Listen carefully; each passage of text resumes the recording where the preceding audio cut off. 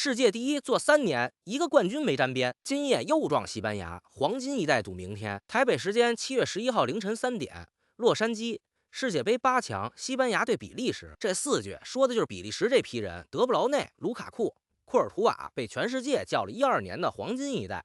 这届世界杯是他们的第4届，也几乎可以肯定是最后一届。德布劳内35了，库尔图瓦34，卢卡库33，仨人加一块100多岁。再不赢，这辈子就真没机会了。偏偏他们这届的走势还特别邪门，小组赛头2场1-1埃及，0-0伊朗，眼看又要提前回家，结果从第3场起突然踢疯了，5-1新西兰，3-2塞内加尔，16强4-1把东道主美国打得没脾气，3场灌了12个球。可8强这道坎儿是本届防守最好的西班牙，5场球1个失球都没有。所以今晚的问题就一个，是黄金一代把12年的账一次讨回来，还是西班牙的零封机器亲手给这代人办谢幕仪式？觉得西班牙稳赢的，觉得比利时全靠老天赏饭的，这场球你都得听老马唠完。先说这批老哥们的近况，这届比利时最大的新闻全出在他们身上。这仨人加一块，俱乐部生涯拿过的冠军能摆满一面墙。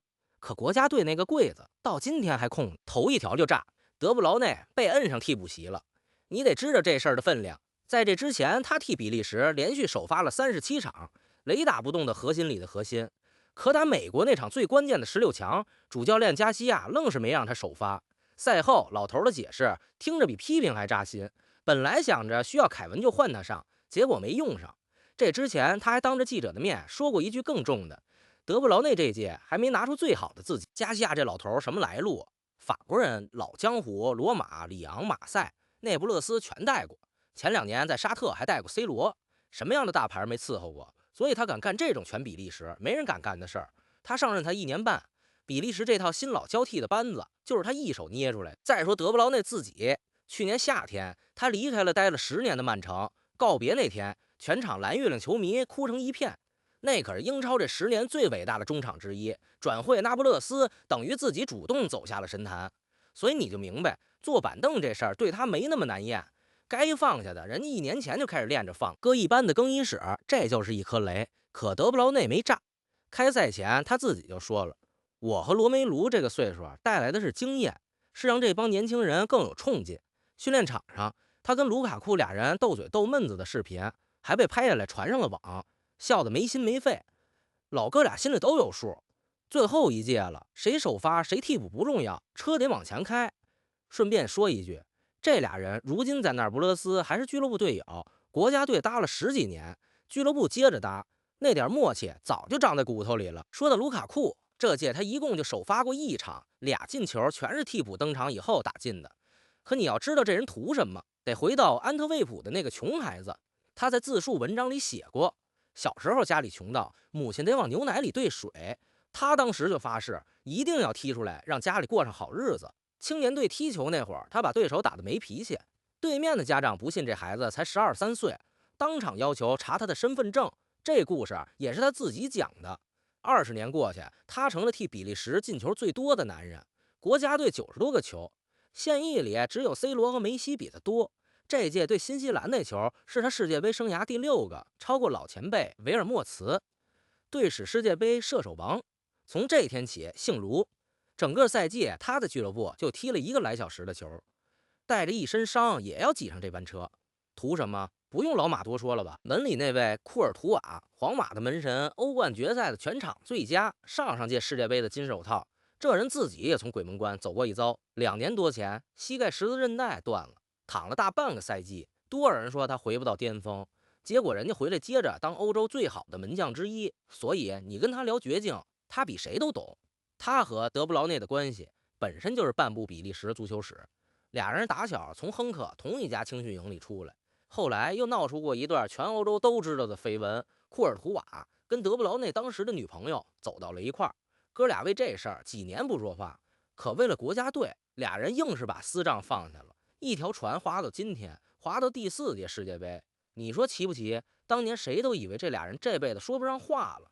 如今一个在门里守着最后的防线，一个在替补席上等着救场，赌的是同一个明天。恩怨熬成交情，这种故事也就国家队能写得出来。老的往后退了半步，接班的站出来了，这才是比利时这届真正的看点。德凯特拉雷25岁，把整个前场扛在肩上，这小子故事够拍一部剧。4年前顶着比利时希望之星的名头去了米兰，1年就被贴上水货标签，连首发都摸不着。租借亚特兰大才缓过这口气。欧联杯决赛那晚，亚特兰大掀翻了整个赛季不败的勒沃库森，德凯特拉雷就在首发名单里，那是他职业生涯头一座欧战冠军，把自己一点一点赎了回来。这届打美国，他2球1助攻，把东道主的防线当训练装使，全欧洲都在重新认识他。边上是多库，曼城的快船一提速，防他的人只能看背影。这小子15岁那年，利物浦就想把他挖走。一家人商量完，还是留在了比利时自己的青训里。这份耐心，今天到了收利息的时候。更有意思的是，他在曼城跟德布劳内做过2年队友，如今师傅坐在替补席上，徒弟在场上替他往前冲，这画面本身就是交接棒。中场的节奏交给蒂莱曼斯们兜着。蒂莱曼斯当年也是神童出身，16岁就代表安德莱赫特踢欧冠。比利时的天才从来不断档，范纳肯这种高点定位球攻防2头都顶用。打美国那场就是他抓着人家后卫的失误触下一城，这人也是个妙人。职业生涯1天都没离开过比利时联赛的老实人，拿过2回比利时金靴，30好几了。在世界杯的台面上替国家队扛起了活。新老这么一搭，这队突然就活了。头2场踢完，比利时国内媒体开骂的口气跟2022年一模一样，还是老哥几个拖着腿踢。结果末轮5-1，新西兰德布劳内一脚30米开外的远射砸进死角，净胜球直接把他们从小组第2顶到头名。32强3-2塞内加尔，对攻到最后1分钟的硬仗顶住了。16强4-1美国，几万人的主场声浪愣是被比利时踢安静了。3场12个球，本届淘汰赛最凶的火力之一。看了10几年比利时的老球迷都说，这才是这支队该有的样子。只不过晚到了8年。当然，这套牌上也有明摆着的窟窿。中场的奥纳纳膝盖十字韧带伤了，这届踢不了了。队里最能跟人硬碰硬的那块肌肉没了，而且比利时这届几乎场场都让人进球，就0封过1回，毛是够硬了。可这面盾漏风漏到这儿正好过半，喜欢老马这么给你捋球的，顺手把订阅点上。接着说对面那座山，说句公道话，比利时这波势头再猛，撞上的是本届成色最足的对手西班牙，世界排名第2，欧洲杯卫冕冠军。这届5场球1个失球都没有。头一轮0-0被佛的脚逼平那会儿，还有人笑话他们，结果人家之后一路撵着过来。16强1-0葡萄牙，梅里诺替补登场，补时那一下直接送走了 C 罗，可能也送走了 C 罗的整个国家队生涯。这套人马就是2年前拿欧洲杯那套的骨架，磨合的严丝合缝，还更年轻了。亚马尔才18岁，已经是全队的招牌。中场站着佩德里，旁边是拿过金球奖的罗德里，控球能控的你连球皮都摸不着。两边的牌一对上，胜负手就3处。第一处，西班牙的控球对比利时的转换，西班牙的踢法你闭着眼都能背出来，7、8脚传递在你半场织一张网，把你的阵型一点点拉散，然后一脚直塞要你的命。比利时的解法恰恰是这届他们踢疯的那一套，不跟你抢球，球给你，要的是你压上来之后身后那片草皮，断球3脚传递，多库德凯特拉雷直插西班牙边后卫身后。西班牙这届零封是漂亮，可还真没哪支队拿这种级别的速度冲过他们。第二处，比利时的中场怎么扛佩德里们90分钟？这正是奥纳纳那个窟窿最疼的地方。本来该他去撞人的活，现在德蒂莱曼斯们分摊着干。90分钟里，比利时中场但凡断一次电，西班牙的刀就进来。第三处，最后20分钟的板凳，西班牙有梅里诺这种替补登场就能绝杀的狠角色，比利时的后手更狠，队史射手王卢卡库专等你后卫跑了70分钟腿沉了的那会儿上场，拿一身横肉跟你贴身肉搏。这一届他那俩球全是这么来的，套路都不带换的，可你就是防不住。还有一笔账压在这一切上头，近40年正式比赛里，比利时就没在90分钟之内赢过西班牙一回。专业机构那边把西班牙摆成了明明白白的大热门，比利时的赢面账面上就2成多点儿。可这届世界杯的冷门还少吗？摩洛哥把荷兰送回了家，佛得角把满血的阿根廷拖进了加时，比利时自己就是活教材。头2场的表现说这队要完，后3场的表现说这队能飞，你信哪份？数据管得了10场里的8场，管不了今晚这一场。那这90分钟，比利时该怎么排？前70分钟，姿态放到最低，防线收紧，先保证别丢球，让西班牙在外围倒脚。转换的机会一场就那么2、3次，多库们冲一波是一波，能偷一个最好。定位球一个都别浪费。70分钟以后上卢卡库，换一种踢法跟你接着耗，真到最后还僵着，那就拖进加时，拖进点球。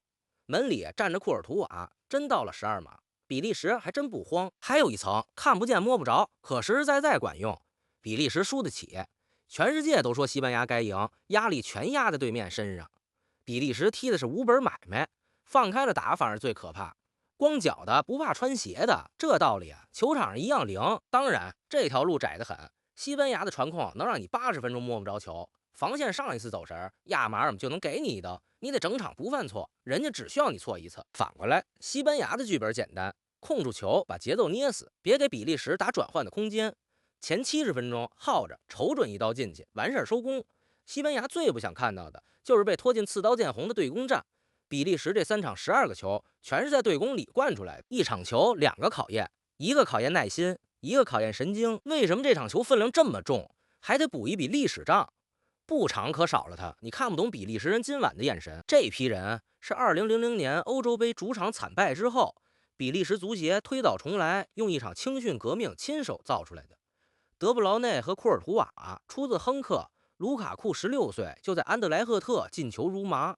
从2018年10月起，比利时在世界排名榜上做了3年多的头把交椅，世界第一一做3年多。可大赛成绩单呢？最好的一次是2018年16强0-2落后日本，硬生生扳成3-2，补时最后1秒绝杀。8强2-1干掉5星巴西，然后半决赛被法国一个角球头球0-1挡在决赛门外，最后拿了个第3。2022年更惨，小组赛就回了家。1998年以来头一回，德布劳内自己都对着英国卫报说了实话：我们太老了，这届没戏。当年的头牌阿扎尔甚至没能撑到今天，3年前就早早挂了靴。再算一笔更扎心的账，这批人踢大赛8强一共踢了4回。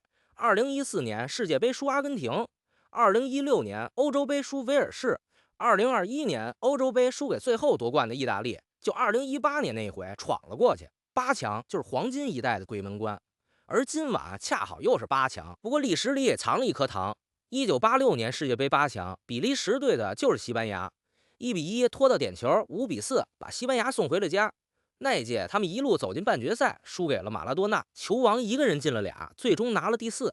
40年前的剧本，白纸黑字摆在那儿，8强点球掀翻西班牙。最后说说这场球的分量，西班牙要是赢了，那就是6场零封挺进4强，欧洲杯冠军接着朝世界杯走。要是真能一个球不丢地，一路捧杯，那是能写进教科书的防守，一个新王朝的加冕礼。比利时要是赢了，分量更重，一支被叫了12年黄金一代，却一个冠军都没拿过的队，在这批人最后一届世界杯上掀翻了大热门，破了4踢1过的8强鬼门关，把1986年的剧本重演了一遍。12年的等待，4届世界杯的起起落落，全压在这90分钟里。黄金一代的故事，要么今晚续写，要么今晚合上。对咱们看球的人来说，这也可能是最后一次在世界杯的场子上看德布劳内传球了。且看且珍惜。台北时间7月11号凌晨3点，洛杉矶 SoFi 体育场开球。